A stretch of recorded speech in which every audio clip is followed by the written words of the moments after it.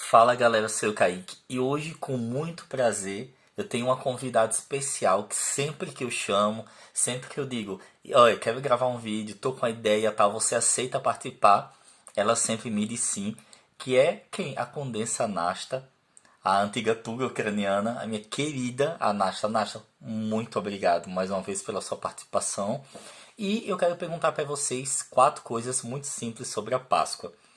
E já sei que a resposta vai vir resposta boa, como sempre digo, você é inteligentíssima. E vamos lá, para as perguntas. A primeira pergunta é: como os russos celebram a Páscoa nos dias atuais? Hoje em dia, o que é que as pessoas fazem para comemorar a Páscoa entre família?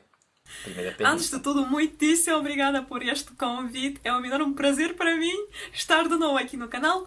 E respondendo à sua pergunta, nossa, uma semana antes da Páscoa acontecer, que é 19 de abril, é uma semana depois da Páscoa Católica, pois a maioria dos russos é ortodoxa. Então, o que é interessante? Nós nos reunimos para fazer panetone, que se chama kulich, com passas, com frutos secos e, obrigatoriamente, com glazur, ou glacê em português, eu acho, de açúcar. E as pessoas, a maioria das pessoas, come o panetone da Páscoa na Rússia e Ucrânia, especialmente por causa dessa glazur que fica por cima. Ela é a coisa mais doce de sempre, porque nas lojas vários panetones são feitos de várias maneiras. Um pode não estar tão doce, outro não pode estar tão cheio de passas e frutos secos. O que é que acontece então? A gente ganha naquilo que come essa glazur branca por cima. Segunda pergunta.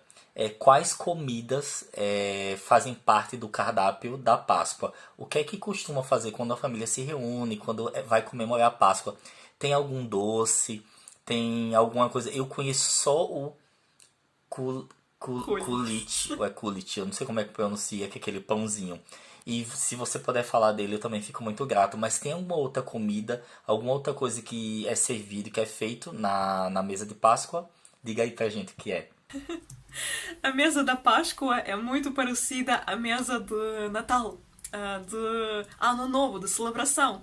A gente nem só põe ovos e colhidos, como você falou, que é um panetone com glazur por cima, mas também põe várias saladas, por exemplo, a salada mimosa é muito popular. Outras coisas como batata cozida. Porquê? Porque nós temos um quaresma de 40 dias antes da Páscoa. Isto é a grande diferença entre a Páscoa católica e a ortodoxa. Na Páscoa ortodoxa a gente tem que passar pela quaresma, que diz a respeito daquilo que a gente não pode fazer sexo, não pode ter nenhum entretenimento e não pode comer nada que é de carne. Ou seja, não pode comer ovos, não pode beber leite e só de manhã, quando a gente sai no dia da Páscoa para a rua, nós temos que pegar uma cesta, cesta no sentido, a cesta normal de madeira, pôr lá os ovos, pôr lá a comida boa que nós gostamos, que nós não comemos há tantos dias, e trazer ela para o papá da igreja, pôr por cima a água santa. E só depois a gente começa a comer. Por isso que é a mesa que nós devemos fazer na Páscoa, por causa da celebração, tem que estar cheia, cheia, cheia, cheia de comida para a gente renovar as forças.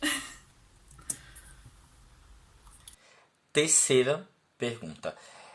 O que você pode falar sobre os ovos pintados? Que eu sei que há uma tradição de pintar ovos de galinha cozido. Aí eles pintam depois. Por que que eles pintam? Se é uma tradição antiga, o que é que você sabe? E na sua infância você fazia isso? Eu gostaria muito de saber. E você pode falar se na Ucrânia também é parecida a comemoração da Páscoa. Ai, aqui eu até vou falar mais dos ucranianos do que dos russos. Então, em ambos dos países nós temos essa tradição de pintar os ovos. Provavelmente porque o ovo representa a vida de Jesus Cristo e por fora fica a vida assim nossa e por dentro fica a vida interna dele. Ou seja, tudo que está por dentro do ovo simboliza a vida. O que é interessante aqui? Na Ucrânia nós temos essa tradição de pintar os ovos e isto se chama por pisanka. pисанка. Em russo existe a palavra писать, que significa escrever, писать, é um verbo escrever, e em ucraniano nós temos a писанка, que é uma coisa escrita, então. E as pessoas normalmente pintam os ovos como ornamentos tradicionais, ou algumas vezes são imagens, e na Ucrânia isto é uma enorme tradição de fazer essa pисанка, depois fazer exposições enormes quando não estamos na isolação. A gente faz museus, a gente assiste museus de pисанка, a gente assiste museus até na rua, ao ar livre, de ovos pintados com várias pinturas, até pinturas mais assim sérias de Leonardo da Vinci. As pessoas têm muita criatividade nisso.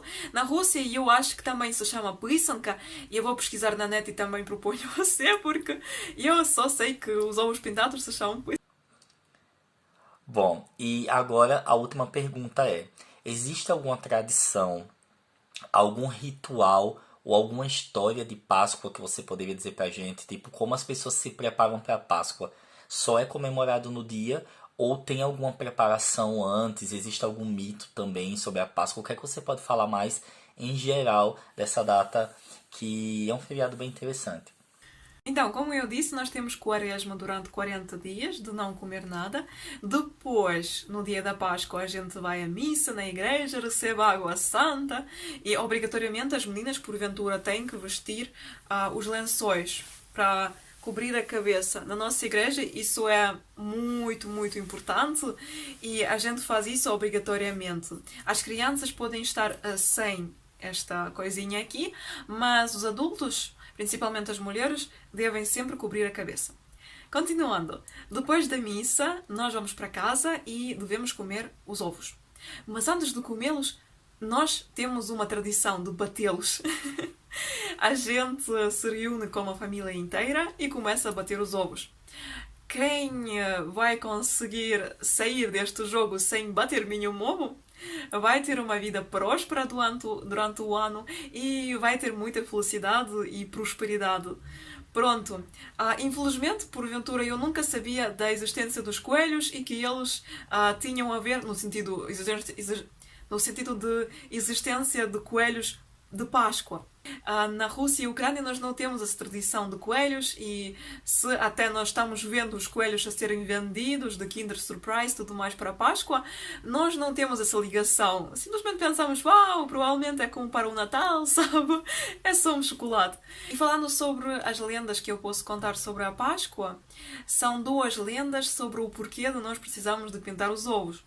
A primeira lenda diz a respeito da Magdalena que viu ao imperador Tibério e, não tendo nenhuma coisa sem ser o ovo de uma galinha para dar de presente, ela deu esse ovo e por isso o Jesus Cristo ressuscitou.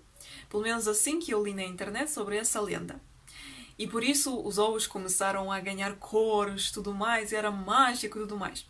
Segunda lenda diz que os ovos eram usados pela Maria, pela mãe de Jesus Cristo, como um brinquedo para dar a ele cada dia para ele brincar. Pois. Boa, Nasta, muito obrigado por ter respondido minhas perguntas. Como sempre, linda, inteligentíssima e solícita para me ajudar. Beijão, minha amiga. Eu gosto muito de você. Muito obrigado. Muitíssimo obrigada a eu e tudo de bom para você. E apesar de que a Páscoa já acabou, mas nós temos muito ainda para descobrir e muitas Páscoas ainda para celebrar.